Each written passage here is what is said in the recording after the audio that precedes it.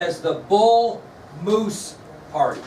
So this is 1912. Roosevelt comes back, and progressive Republicans talk him into running for president again on a new party called the Bull Moose Party. Actually, it got its name when a reporter asked Roosevelt how he felt one day when he got back from Africa. He said, quote, "I feel as strong as a bull moose." That's where it came from. It's crazy that is. So he's going to run for the Bull Moose Party, which got its name when a reporter asked Roosevelt how he felt one day after he got back from Africa. He said, "I feel as strong as a bull moose." So here are your candidates in the election of 1912. President Taft is going to run for re-election on the Republican Party, but we got a bad split, don't we? And what's the split? The split is the Bull Moose Party.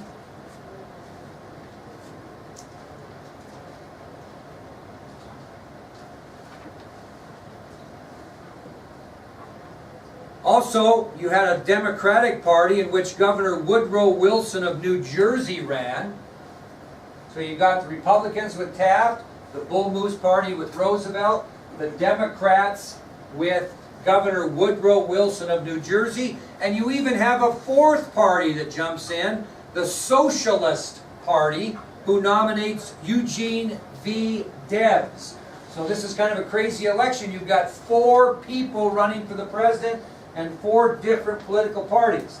Democratic Party, Governor Woodrow Wilson of New Jersey. Republican Party, President Taft running for re-election. This new Socialist Party with Eugene V. Debs, and this new Bull Moose Party with former President Roosevelt. Who does that advantage go to? The Democrats, because you've got the Republican Party split in half, and now you got another party that's probably going to take votes away from the incumbent president. So just keep that in mind, see if it's true. However, on October 14th of 1912, during the campaign, on October 14th, 1912, during the campaign, Roosevelt was scheduled to give a speech in Milwaukee, Wisconsin. On October 14th, 1912, during the campaign, Theodore Roosevelt was scheduled to give a speech in Milwaukee, Wisconsin. Date again, October 14th, 1912. As Roosevelt stood in the back of a convertible, a saloon keeper by the name of John N. Schrank tried to assassinate him. I don't know how many people know about this in there or not. So, on October 14th, 1912, during the campaign, Roosevelt's giving a speech in Milwaukee, Wisconsin. He's standing in the back of a convertible, giving a speech, and a saloon keeper by the name of John N. Schrank attempts to assassinate Theodore Roosevelt. Obviously, he wasn't successful, but we're going to tell you the story.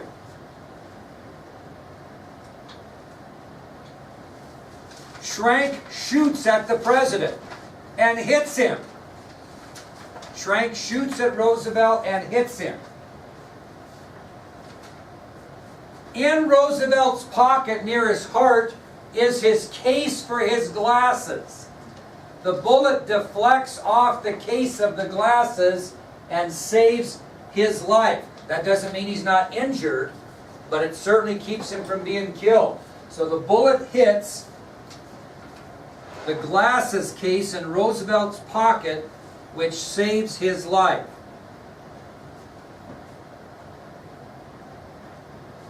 Roosevelt stands there, coughs to make sure he's not spitting up blood. With the bullet in his chest, he gives a 90-minute speech. Yes, sirree, Bob. What? Tough old bugger. Yeah, he coughs to see if he's going to cough up blood. When he finds out he doesn't cough up blood, then he knows the bullet's not very deep, right? And with the bullet in his chest, he proceeds to give a 90-minute speech. True story. Wait, so the people just watched as someone got shot and then just let the speech? When he got done with this speech, he went to the local hospital for treatment. True story. We'll get to that in a minute.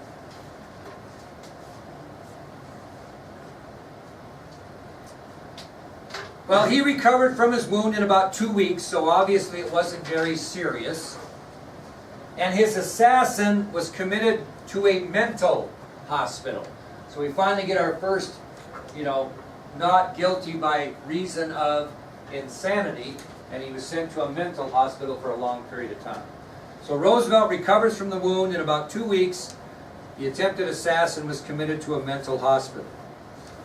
Well, as I mentioned, Roosevelt and the Bull Moose Party split the Republican vote in 1912, and it allowed Democrat Woodrow Wilson to cruise to victory to become the nation's 28th president. First Democrat in a while, since Grover Cleveland, right? So we got Cleveland, Republican, Republican, Republican, Democrat. Okay, so hey, we're at the end of the board. Look down. So, again, because of the split in the Republican vote and the Socialist Party's influence, Democratic candidate Woodrow Wilson cruises to victory and becomes the nation's 28th president, and we are at the end of our board right now. Didn't you give us income tax? We'll talk about him.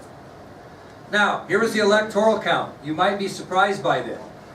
President Taft only had 8 electoral votes in this election. That's horrid. The incumbent president, 8 electoral votes. It's increased half before. Roosevelt only gets 88. Former president running only gets 88. And Wilson gets 435. This was a butt kicking. 435 for the Democratic candidate Wilson, 88 for a former president, and 8 for the current president. It was just unbelievable. Why? Why? Because of the number of parties, yeah? Didn't get any electoral votes. He got some popular votes, but no electoral votes. Which is fairly usual. To get electoral votes as an independent isn't really that usual. Now, after the election of 1912, Roosevelt makes another trip. He goes to Brazil with his son. So after this defeat in 1912, Roosevelt travels to Brazil with his son. And they went there to look for the famous River of Doubt. They went there to look for the famous River of Doubt, which tells you that it's a river that people were doubting existed. It's kind of a mystery thing for explorers. So again, after the election of 1912, Roosevelt embarks on another trip. He travels to Brazil with his son, and they go to Brazil to look for the lost River of Doubt. They didn't find the river, but they found a tributary that led to the river, and they named it Rio Roosevelt. So what's a tributary to the Yellowstone River? Bighorn River. What's a tributary to the Missouri River? The Jefferson River. Those are tributaries. So they found a tributary to the River of Doubt, and it was named Rio Roosevelt. Well, this expedition was pretty hard on Roosevelt's health. He actually arrived home 55 pounds lighter than when he left. So it's kind of hard on this trip to Brazil. It was pretty hard on Teddy Roosevelt's health. He actually returned home 55 pounds lighter than he left. And if you can believe this, it looked like he might gain the Republican nomination for president in 1916, but it didn't happen. But there was some talk about it. So when he got back from his second trip, the Republicans were talking about maybe he might be a candidate. It never really happened, but it was talked about for 1916. Well, on January 6th of 1919, at just the age of 60, on January 6th of 1919, at the age of 60, Roosevelt died unexpectedly of a blood clot in the heart.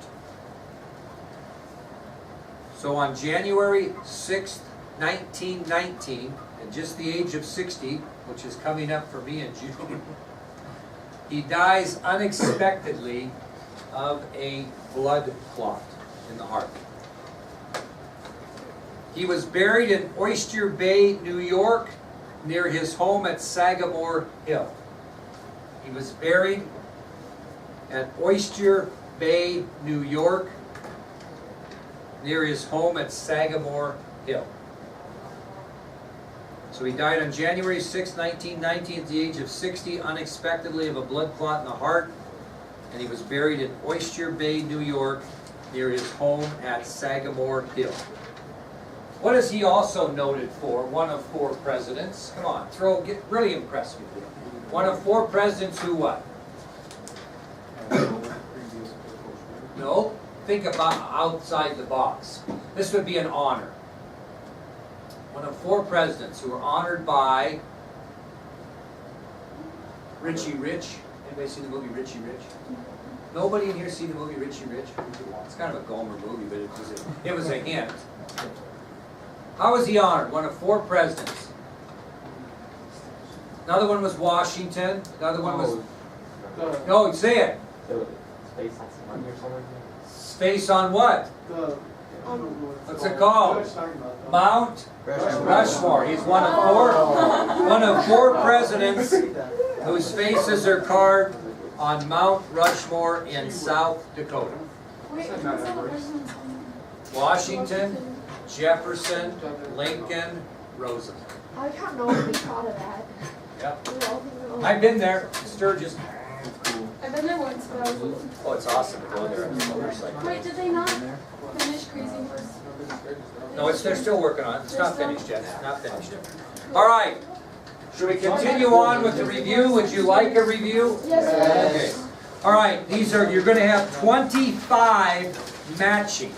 So you got to know who people are, and I kind of preface that. So 25 matching, but let's go with the short answer first. Once you get your notes out, take some time, but I do want Andy to answer this, and you look it up as well.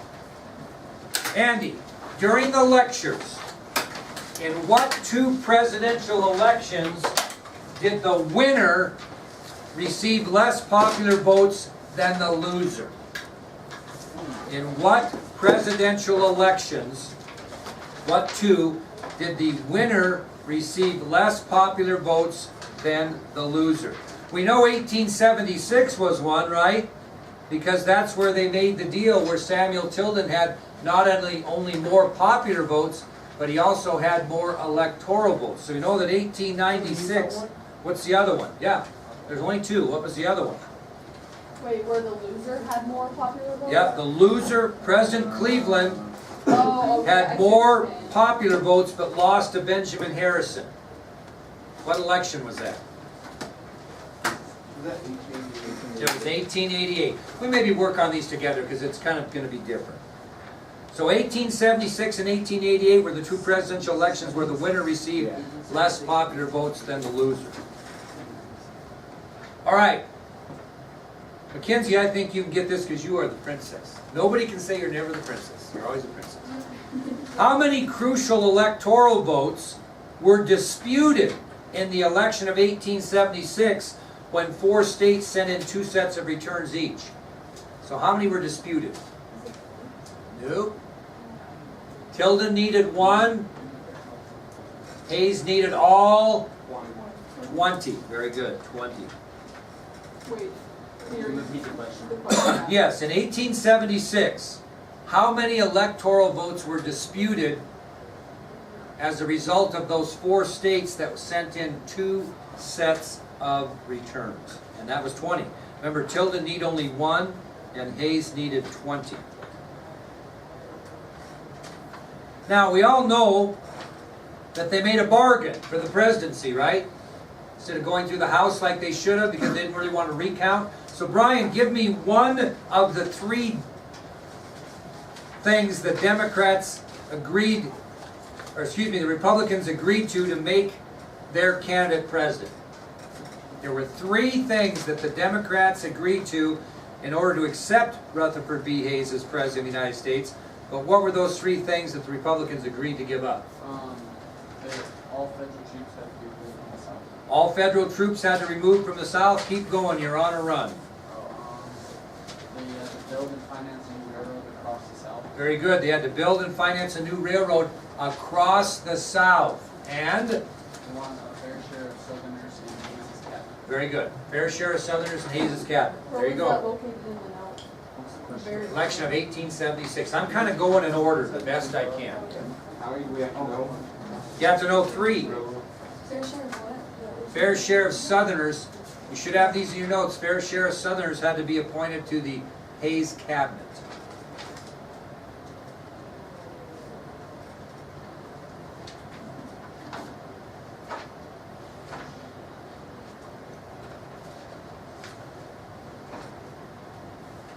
Okay, we're trying to kind of go in order here. So, Elise, my dear, see if you can get this.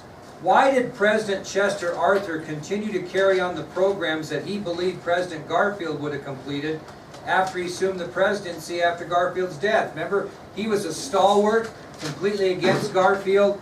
Everybody thought Chester Arthur would reverse all of Garfield's policies when he took over the presidency because he was a stalwart. So why, after Garfield's assassination, did Arthur continue the programs of a guy he didn't agree with? Now look, I bet you got it in your notes. If you don't, I'm not doing a very good job here. No, next Monday, Tuesday, so I'm finishing the first lecture. Oh, nice. And this is next Monday. Ryland, what's the answer? I was right. Can you repeat the question? Yes. So stalwart Chester Arthur is vice president under President Garfield. Well, when Garfield's assassinated, everybody thinks he's going to reverse all of Garfield's policies because they don't agree on anything. Oh, yeah. Why didn't he do it? Well, it was like guilty, right? He felt Yep. bad. He felt guilty because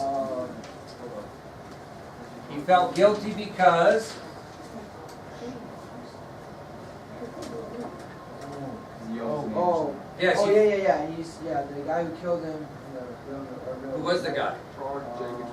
He was he He felt He guilty. said, he's Yeah. like, I'm a stalwart, and Arthur is president now. Yeah. Arthur felt so guilty that the assassin, I don't care to put the name down, you're going to have them matching, that the assassin yelled out his name during the assassination attempt. He felt so guilty that he put into place all of Garfield's policies.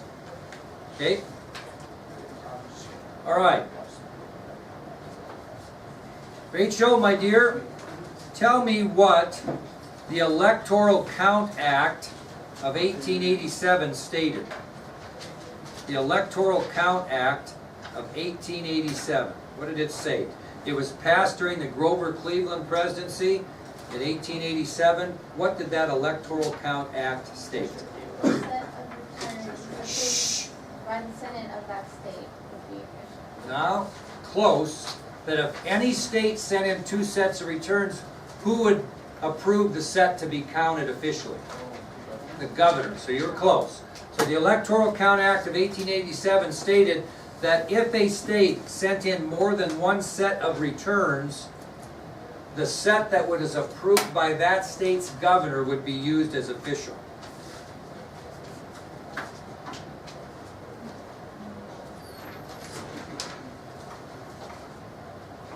Okay, kind of get yourself in your notes a little bit.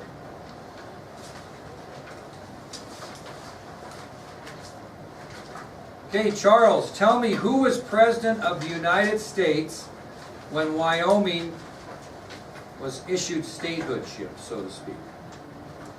Who was president of the United States when Wyoming became a state? Who was president of the United States when Wyoming came in as a state? Harrison? William Henry Harrison. Is that correct? No. Benjamin. Yeah. Benjamin Harrison. There we go. So there's 2 Harrisons, right? So if you put Harrison there, you're going to get it wrong because there's 2 President Harrisons. So make sure you get that right. Is that right? That doesn't sound right to me. Well, I don't know. No, it's I Benjamin remember Harrison. writing it down. Everybody have Benjamin It's right Harrison here. written down? Okay. Is he right? All right, there we go. Okay, perfect. Wait, so what's Benjamin Harrison? Yep. Yeah. All right. You're going to get this, Porter. What was the American battle cry after the sinking of the USS Maine in Havana Harbor, Cuba, on February 16th, 1898? Remember the Alamo? No? So what was it? Do you say that question one more time? Yeah, what was the American battle cry after the sinking of the USS Maine in Havana Harbor, Cuba on February 16, 1898? Not remember the Alamo, remember the Maine. Remember the Maine. Sully, what was the main objective for the United States military in Cuba during the Spanish-American War? To free them from Spanish rule. Well, that's an overall objective, the main one. How are they going to win the military? What was the main objective? That's a good point. I'm going to reword that to what was the main objective for the United States military while fighting in Cuba? That's your, thank you, Sully, because that isn't very well written. What was their main objective? You're right, their main objective was to free Cuba, Spanish rule, but what was the main objective for the United States military in Cuba while fighting in Cuba? They were trying to take San Juan. It was a harbor. Santiago, they were trying to take the city of Santiago. Could be. Yeah, why'd they want Santiago? Because the Spanish fleet was harbored there. But the objective was to take Santiago, which was located where? San Juan Hill. So the objective was to take the port city of Santiago on San Juan Hill. I'm giving you what I want. Santiago, port city of Santiago on San Juan Hill. Peyton, give me one of the three possessions that the United States gained from the victory in the Spanish-American War. They got the Philippine Islands. Philippine Islands, which